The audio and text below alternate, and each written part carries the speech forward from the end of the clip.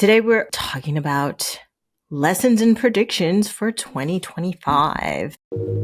Welcome to Radiant Genius Podcast. I'm Elsa Mehary, a creative strategist and feminine entrepreneur. Join me and the occasional guest where we will illuminate the path to brilliance in wellness, tech, and business trends. I will be guiding you through the journey of your inner genius to transform you into your most brilliant and badass self. Give yourself permission to live out loud at the brightest level. Hi, welcome to Radiant Genius Podcast. I'm Elsa Mehary, creative strategist and your host for today's episode. This is part 2 of a 2-part series. The first part being where I talked about trends of 2024 through an astrological lens. So in continuing, we are going to be talking about how Pluto in Aquarius is affecting us for the next 20 years. A lot of technology, a lot of innovation, a lot of humanitarianism, collective, and community. So some good, some bad, some ugly. And listen to the last episode where I do a wrap up through the ages of the astrology, how Pluto in Libra, through Scorpio, through Sag, through Capricorn, led us through some significant changes. And we're going to see a lot more. So I really believe that this next generation, we're going to see a flying car. It has to happen. It's like this Aquarius is the time for that to happen. Like there's just no other way. There's no other way. If you want to see what's going to happen, I would suggest also watching a lot of sci-fi, Black Mirror, any of those.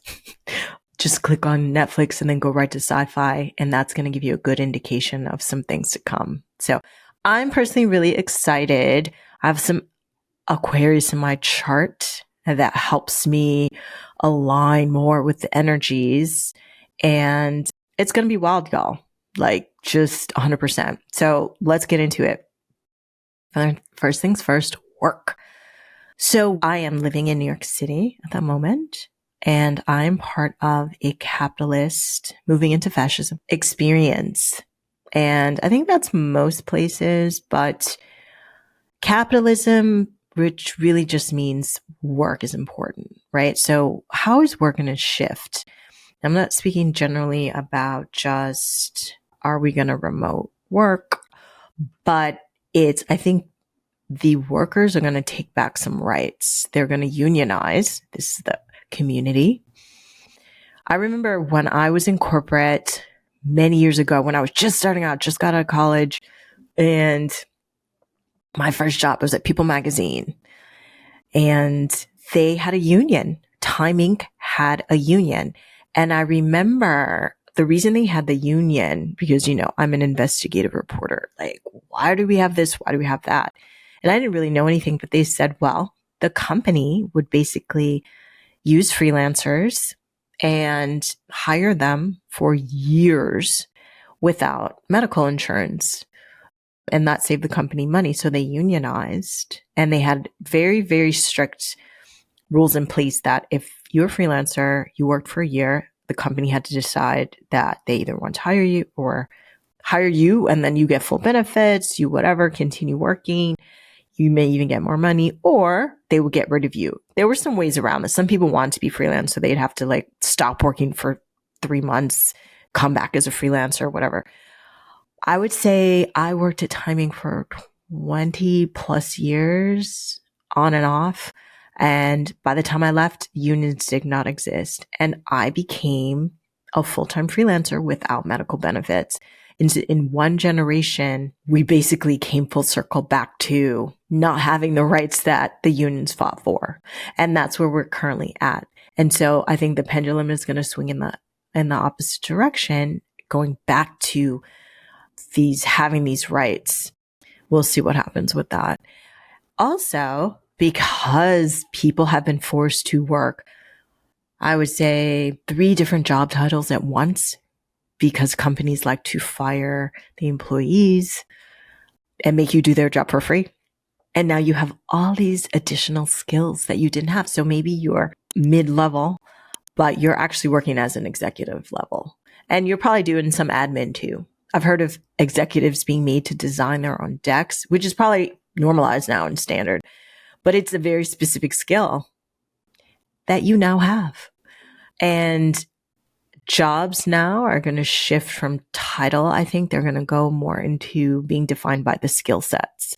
And that's going to allow you to shift into more accurate representations of what you do versus just whatever title you were given that doesn't accurately represent like the wide range of deep skills that you have and that you need to be putting on the resume, advocating for, saying you have.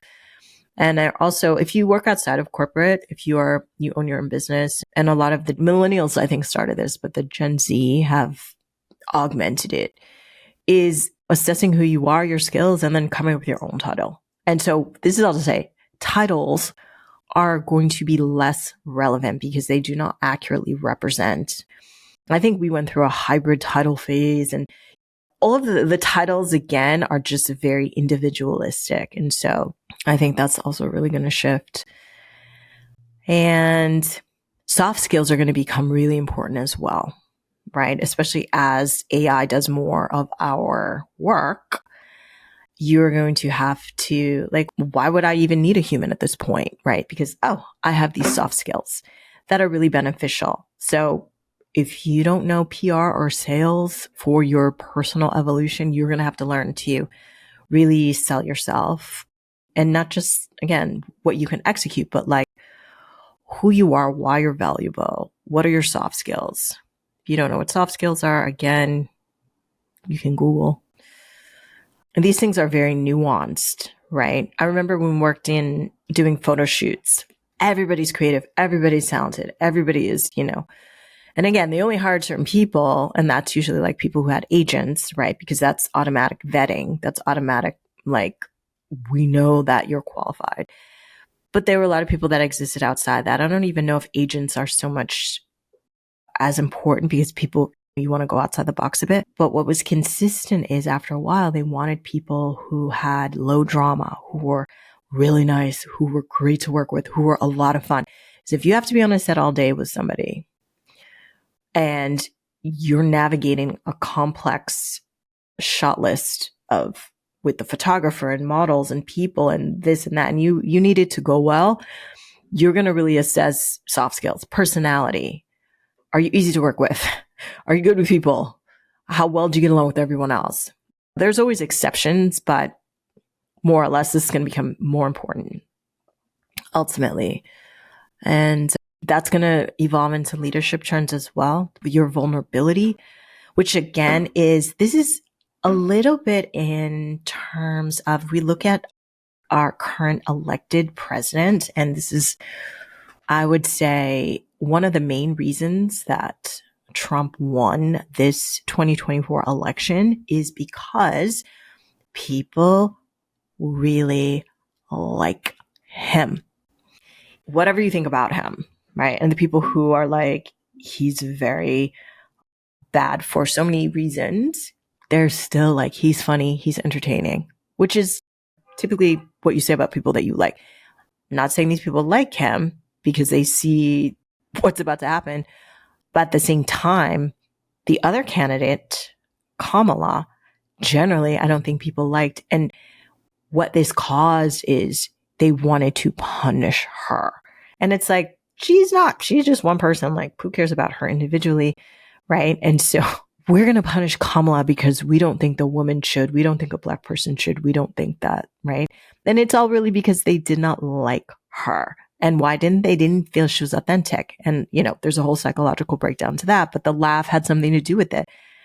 Who she was had something to do with it. Who she represented. And they didn't feel, it's like, I don't really know her. Right. I don't really trust her because I don't really know her. Whereas the other candidate, you knew all about him, good, the bad, and the ugly. And somehow people felt more comfortable with that. So they were like, yeah, we know exactly what he stands for and we're going to go with him. Wild. But just remember, authenticity, even if it's not polished or pleasant, is actually what's coming up, going to win the day. Next up, personalization of everything. Okay, so this is like, I don't have to do an AI category because we're already there with AI, right? But how is AI now going to, it's not just going to be ChatGPT, right? It's going to be, I'm going to use AI to pick which colors look best for my day to day based on my, I don't know, I was out in the sun yesterday. So like, I need a whole nother color palette, or maybe not just beauty, not, or like, what treatment should I do now that we're in a different season for my skin, right? This is the fashion portion of it a little bit. I have to go to this interview. I want to impress. I want to appear as solid, strategic, stable leader. Boom. Give me a color analysis based on the company, what the company likes, what the company expects, represents, right? Because when I was very young, my first interview, so I went to a very conservative school. Everybody that was interviewing, they were going to investment banks, or I don't know, Wall Street, whatever. It was like super, super corporate. A lot of people even had to wear stockings because maybe they were interviewing with banks. I don't know. It was a while ago, but I remember I was like looking to them to provide me the prototype. And I showed up at this interview. It was at somewhere at Condé Nast. Maybe it was a Marie Claire. I showed up at the Marie Claire interview. Or no, it was Mademoiselle. Doesn't even exist anymore. For this assistant job in a full suit. They were like, girl, do you know where you are? Do you know what this is? They sent me home and they told me to come back in some real clothes. And I was like, oh, they gave me another chance, and they knew, I don't know what they sort of sensed. They were like, you're probably stylish. Like, let's just see it. Okay. Because this is not it. That's all to say, every culture, every environment, corporate, has its own aesthetic, right? If you're in tech, it's going to be some level of bro, hoodie, whatever. I don't even know. I don't work in that. If you're in banks, if you're in this, if you're in that, right? And it's like, how would you know, right? Because people are going to be morphing. It's not just like one. Your skills are going to transfer to another place, right? But you're still going to want, since people are being forced to work in the office, to show up in a way that represents you. So the people that are going to be winning or getting ahead are going to be using AI to augment their just level up everything. How do these people dress in this place? How should I dress for my interview? How should I show up? What's going to be relevant? You're going to use it also for health, toxicity in foods. Everything is toxic right now, pretty much. And so it's not just like, oh, let me get this whole food item. It's going to be, am I allergic to this item? A lot of stuff is out of season. A lot of stuff has pesticides. A lot of stuff is like, it's not transparent what is good for you or not. AI is, you can be able to scan that apple, be like, boop, high amount of pesticides. You're going to be able to scan what's going on in your pH body today. And that's going to say, okay, you're going to need more, I don't know, potassium, vegetables, this, that. Like, you're going to be able to mind map your whole nutrient experience and then like shop for it and optimize your health. Because coming up, and maybe this is not going to happen next year, but this is like maybe a longer term experience. Like, you are going to be able to live longer because you're going to transmute a lot of the limitations that we're faced with today. Because it's a guessing game. I'm eating all this healthy, this, that, and the other, but it has low nutrients because where is it coming from? Or it's filled with pesticides, or it's working against me because I'm allergic or I'm gluten-free or whatever, or all these things that it's like you're doing the best you can, but you don't really know what you're doing. Because who's to know?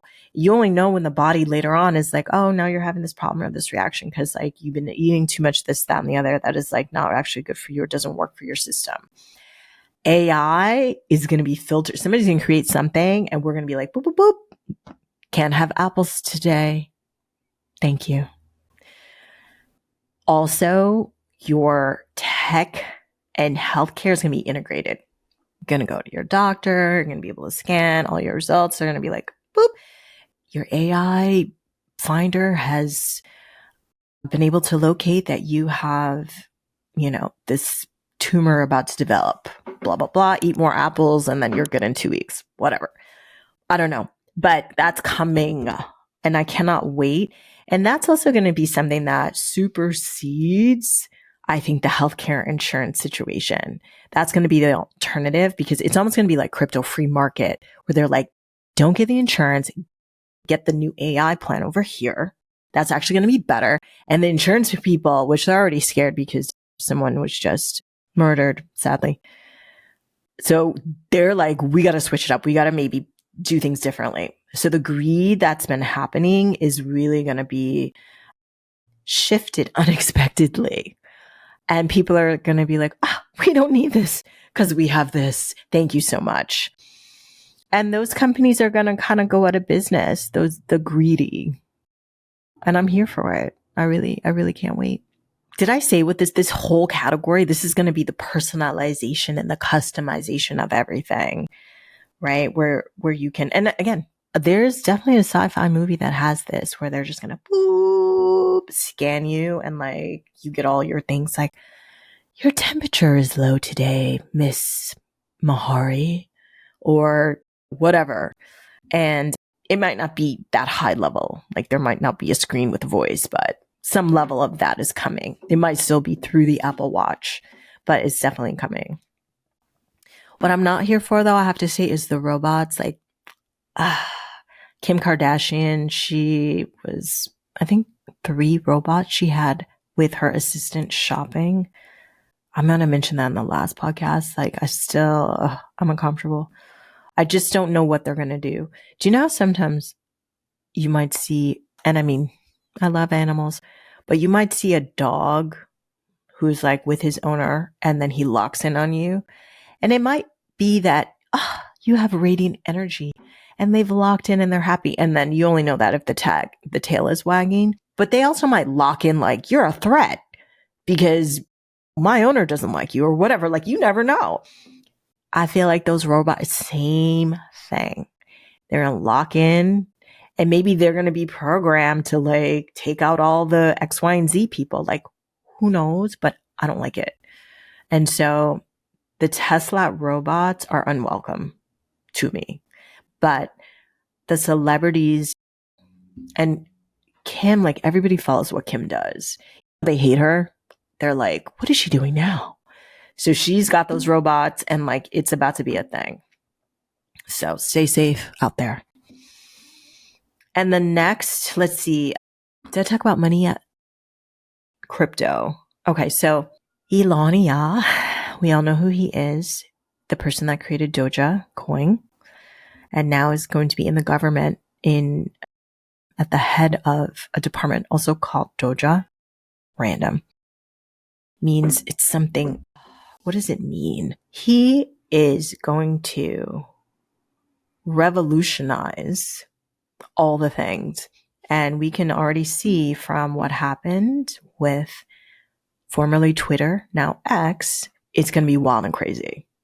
It's going to just be chopping heads. It's going to be, who cares, whatever, let's just get it done. And so the government, law offices, the courts, I mean, just know that in the next 4 years, I mean, I don't even really want to think about it. It's like some things need to be upgraded, but some things need to be upgraded slowly.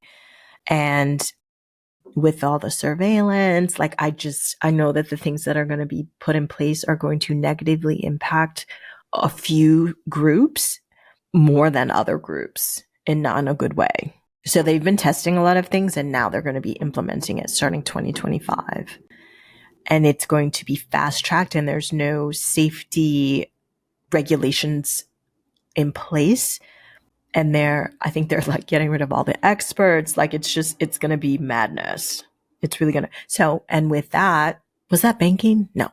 Oh, the money. Yes. Okay. So crypto is going to be integrated. So if you don't have crypto, get some crypto just to feel good, just to feel, I'm not saying like crypto is going to be everything. Like it might crash and burn, but you have to sort of watch and see. Crypto might be the new dollar. And it might be the new dollar maybe when The dollar is now the reserve currency in the world, which is why the US is the world power. When that shifts, if that shifts, which we're due for it to shift because of and I'll quote or source, Ray Dalio did a chart of all of the world empires. He studied them all. He mapped them all.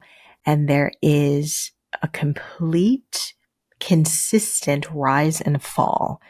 And on the chart, the US is on the decline, which we all know, right? But like, if you want more accurate and deeper dive, look up on YouTube the Ray Dalio rise and decline, I think it is, of world empires.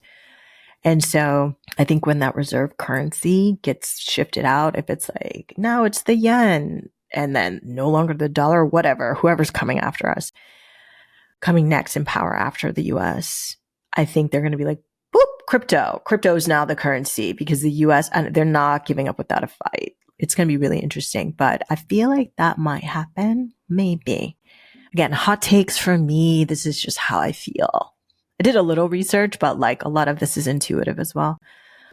Cryptocurrencies, private equity, real estate, they're all expected to gain traction. I would say if you have acreage, get a farm, start a farm, manage a farm. Like that's going to be the new. Going back to the old. So there's this return to the old because it's the swing of the pendulum, right? It's this super, super high level technology. And the farming is going to be important and significant at the decline of everything. When people in the cities are going to be like, we have no food, then it's like, I'm just going to go to the farm. So the farms are going to be on the rise again and really important. And again, not just in 2025, but like in the next 20 years, it's going to shift. And people are going to be less in the cities. That could be like a geoclimate thing. It could be a security thing. The zombies. And the zombies, I don't mean like in the real sense. I mean just like loss of humanity. There's so many mentally ill people that people, for your well-being, you may need the balance of being out of cities to stabilize. As I speak, Bitcoin is 100K, which is pretty impressive because I think 2 years ago it was at 44. That's wild. So it's either going to crash or burn, which may happen if we have a war with another country. Probably going to happen. So I would say do your research, but get in there with that. There's going to be a greater polarization in terms of who you're able to identify with, right? And I'm going to break that up into there's going to be the 3D crowd, which is like everything is either good or bad. And then the 5D of like, we're just watching what happens. If you don't know what 5D is, please research. And that's more in alignment with humanity, where it's like, Donald is not all bad. He's necessary for certain other things, right? He's going to cause some destruction, but it's necessary for other. It's a little more 5D than the 3D of like, this evil person. So just be in alignment with that, thinking about that. Another side effect of all the AI is a lowering of standards. So this one is really difficult for me. I'm from the realm of perfectionism. And so I've really had to work on lowering standards in terms of my work and output, because it is not necessary for everything to be of such high standard. And to be honest, a lot of people don't want a high standard. There are some exceptions to the rule, obviously, very long-term things. You have to really decide, like, is this a long-term or a short-term, high, low standard? You have to. Most things are low standard because they're for now. They're the transitional space of things. So we just need this now. We're going to do 5 more versions, low standard this, right? And it's difficult for my generation, Gen X, to do this because we're from this realm of everything is high standard all the time. We're coming off of the boomer standard where houses were built to last. Like nothing is that way anymore. And with the advent of AI being integrated into everything is faster. So if you're making things high standard, you're doing things slow, it will affect your traction and trajectory forward. And I'm not saying that is your heart and you need to move that way, move that way. I'm saying what the trends are. I'm saying the predictions. I'm saying as a collective, how we're moving. And this is how things are made, lower standard. It's been that way, but it's going to increase. It's going to be almost like prefab. So I went to yesterday, I went to an alpaca and llama farm and we got to walk the animals. They were so sweet. They were so sweet. And the farm was purchased by this couple. They raised their kids on the farm and they were city folk, if you will, before that. And they had a red barn on the farm. If you drive through upstate New York, you see these red prefab barns. And the guy who owned it told us that they bought this barn, or when it was purchased many years ago, it was a Sears and Roebuck pre-made barn that you could just buy the parts and then construct it, almost like a cookie cutter thing. And it just was so, I mean, I had no idea, right? And I'm like, oh, well, that's why they all look alike. These red barns that are so classic with the white X on it. And it's going to be a little bit like that, where a lot of things are just going to be these cookie cutter. So more customization for the person, and the products out in the world are going to be less customized. And the things that are going to be handmade are going to be very expensive, very, very valuable. So if you're a handmade person, just know, do not be undercharging for, if it is handmade, it's blood, sweat, and tears at this point. Okay. Because, and it might not be, again, next year, it might not be next year, but anything that humans have crafted is going to be worth more because it's going to be more rare, right? So just know that. And I mean, that's pretty much the case now, but it's still like, oh, I made this. And then people will try and be like, well, can I get a discount? And it's like, no, you cannot. Because this part of my soul is in this. Get AI to make it for you for cheap.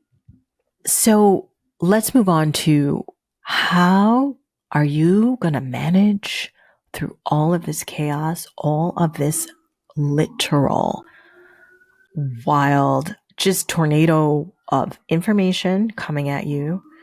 You don't know what's real and what's not real. You don't know if it's a scam.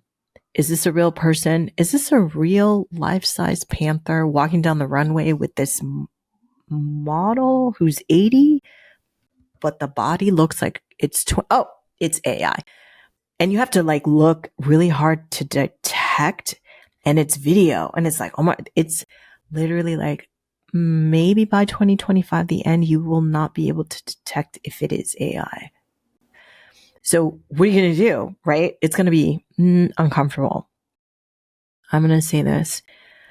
The people that are going to do the best, and that means survive and thrive, are going to have an inner compass, a grounding, an inner authority that's going to tell them that's not real. That's fake. That person is lying. This is a scam. You're going to be able to check in. That's the only way. That's the only way. If you can utilize those tools, you'll be able to make it through. And then at some point, there's going to be a detector that's going to be made, because you're going to have it, because otherwise, how are you going to know? Like, everything's just going to be wild everywhere. This is a scam. That's a scam. This person is not real. This is a hologram. Like, it's just going to be like, oh my God, I can't. And you're going to be on an edge of a nervous breakdown, right? So I'm just going to give you, before we hop off, some actionable steps on how to really establish your inner authority. Strengthen if you don't have your inner authority. That is, how do you remain grounded? There's chaos everywhere. How do you remain grounded? A lot of it is, people will be like, oh, just meditate. That doesn't work for everybody, I have to say. Like, sitting quietly and thinking, or not trying not to think. For some people, that's highly triggering, because like, if you haven't processed a lot of your stuff, that's when it's going to flood in. And like, doing that every day is going to be a little destabilizing.